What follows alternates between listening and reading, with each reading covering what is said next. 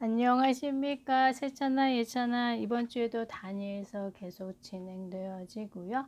오늘 나눌 내용 또한 하나님의 나라가 이 땅에 어떻게 임하는지 우리가 확인해 볼 건데, 성경은 구약 39권, 신약 27권으로 되어져 있잖아요.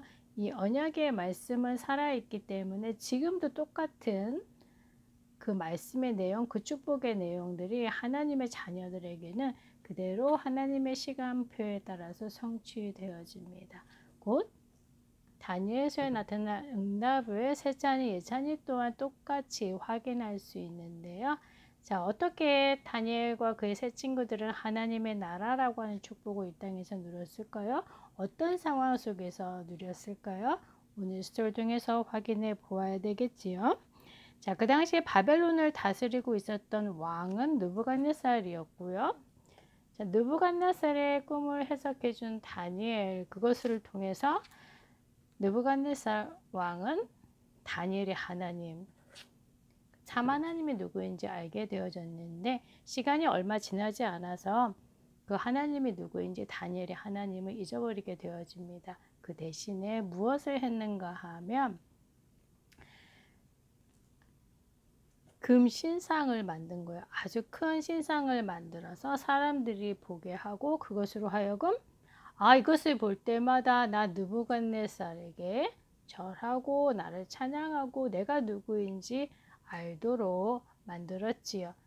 이제 우상 숭배를 하도록 하는 건데요. 자, 그렇기 때문에 바벨론에 살고 있는 모든 사람들은 뭐 유대인이나 할 것 없이 음악 소리가 둥둥둥둥둥둥둥둥 이렇게 들려지게 되면 그 시간만큼은 그 금신상에게 절을 하는 거구나, 이렇게 정하게 되어집니다.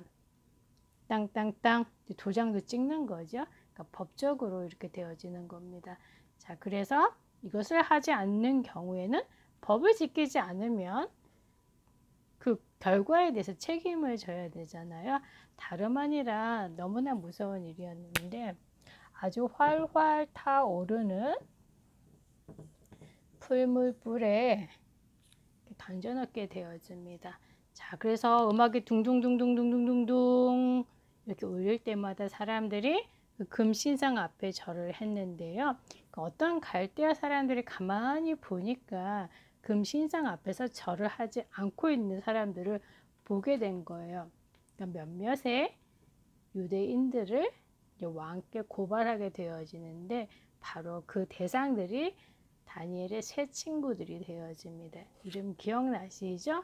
아벳느고도 있고요, 사드락도 있고요, 메삭도 있습니다. 그러니까 사드락, 메삭, 아벳느고는 지난주 우리 스토리에서 확인했지만 바벨론의 그러니까 엘리트 계층으로 들어가게 되어져서 많은 것들을 공부하고 있었잖아요. 자, 그런데 사드락, 메삭, 아벳느고는 자신들이 누구인지 알고 있었어요. 비록 포로로 잡혀왔지만 여호와 하나님을 믿는 하나님의 자녀, 영적인 정체성을 지키고 있는 상황이었기 때문에 당연히 이런 우상 숭배할 이유가 없지요. 왜냐하면 살아있는 하나님이 아니잖아요. 자, 그런데 다니엘의 세 친구들을 갈대아 사람들이 고발하게 되어집니다. 바로 느부갓네살 왕에게 얘기를 한 거죠. 자, 이 얘기를 들은 느부갓네살 왕, 과연 기분이 좋았을까요? 물론 자신이 아끼고 있는 인재들이긴 하지만 자신의 말을 듣지 않은 거잖아요. 그러니까 다른 하나님을 섬기고 있다라고 생각을 한 거죠. 자, 그래서 너무나 화가 난 느부갓네살 왕이 얘기를 하죠. 그래도 아끼는 사람들이니까 기회를 한번 주는 거예요. 자, 너희가 음악이 다시 한번 이렇게 울려 퍼지게 되어지면 절을 하던가 아니면 풀무불에 들어가든가 둘 중에 하나는 선택하거라 라고 얘기했는데, 사드락, 메삭, 아벳느고의 고백은 이렇습니다.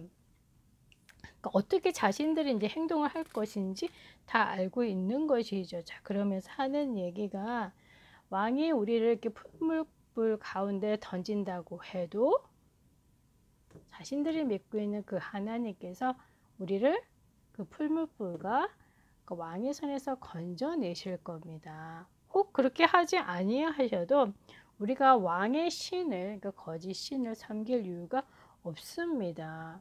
그리고 금신상에 절하지도 아니할 겁니다. 자, 이렇게까지 얘기를 하니까 느부갓네살은 정말 화가 나서 견딜 수 없는 거예요. 자, 그래서 평소보다 7배나 더 뜨겁게 그 풀무불을 활활 타오르게 하고요. 자, 그리고 힘이 센 사람들을 데리고 와서 이 풀무불 안으로 3명의 다니엘의 친구들을 넣게 되어집니다. 자, 그런데 불이 얼마만큼 뜨거웠던지 이 3명의 친구들을 그 풀무불 가운데 던진 사람까지도 이렇게 타서 죽을 정도로 굉장히 심하게 활활활활 타오르고 있었는데요.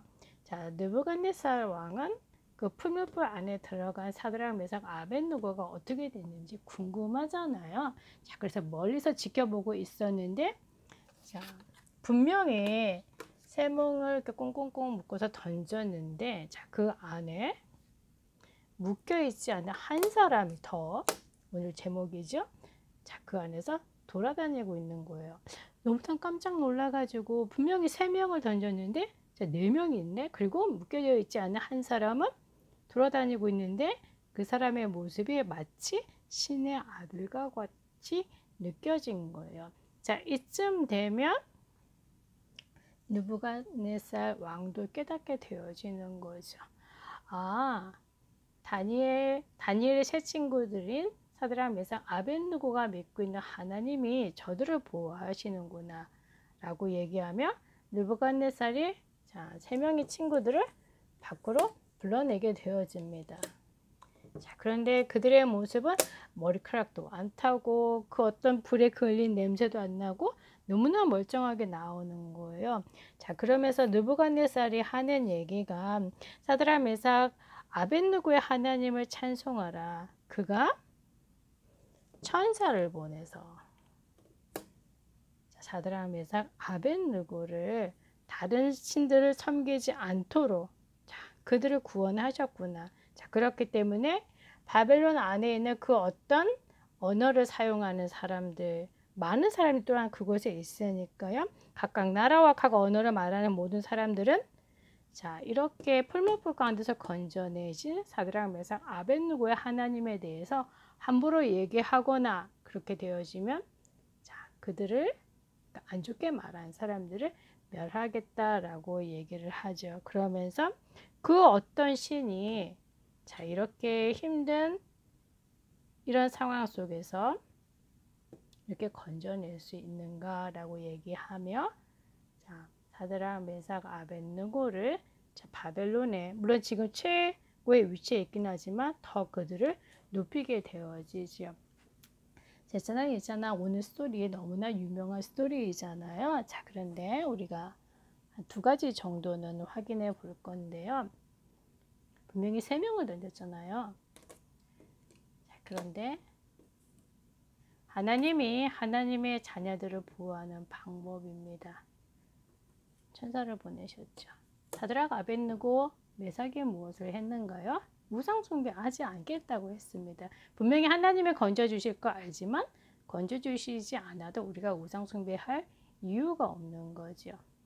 자, 하나님의 나라를 이루는 첫 번째 다름 아니라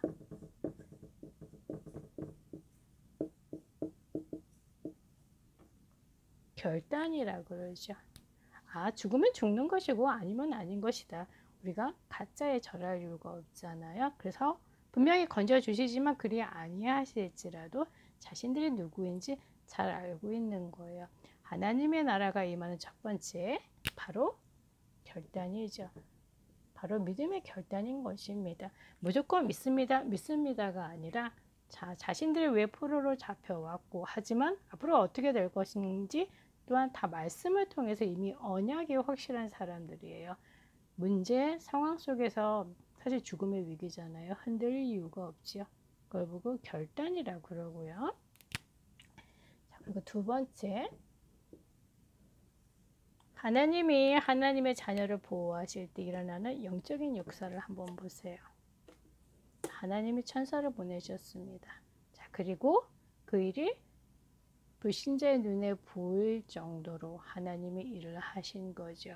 자, 그래서 세찬이 예찬이가 하나님의 약속의 말씀을 붙잡고 기도할 때 하나님께서 세찬이 예찬이를 보호하시는 천사를 보내시죠. 우리가 미리 가기도 전에 앞뒤 전후 좌우로 모세가 이스라엘 백성들을 이끌고 홍해를 건널 때 하나님이 하신 일 기억나시죠? 네, 하나님의 주의 사자를 보내셔서 하나님의 자녀를 지킵니다. 됐잖아. 이거 영적인 것이기 때문에 반드시 우리가 사실로 믿어야 되고요. 그리고 그 속에서 하나님은 하나님의 나라를 확장시켜 나가시죠. 그러면 오늘 세찬이 예찬이가 오늘의 삶 속에서 누릴 수 있는 하나님의 나라라고 하는 축복을 어떻게 찾아낼 수 있을까요? 작은 결단을 통해서, 그리고 지금 기도할 때 앞으로 세찬이 예찬이가 가는 현장에, 그러니까 미래 현장에 하나님이 주의 사자를 보내셔서, 천사를 보내셔서 모든 흑암의 권세, 어둠의 권세 다 결박시키십니다. 그렇기 때문에 우리의 싸움은 막 사람들과 경쟁해서 싸우는 싸움이 아니에요. 왜냐하면 이미 그리스도께서 다 이루셨기 때문입니다. 승리한 싸움입니다. 우리 이겼습니다. 자, 그렇기 때문에 가는 곳마다 승리의 깃발 꼭 꽂으세요. 다음 주에 만나겠습니다.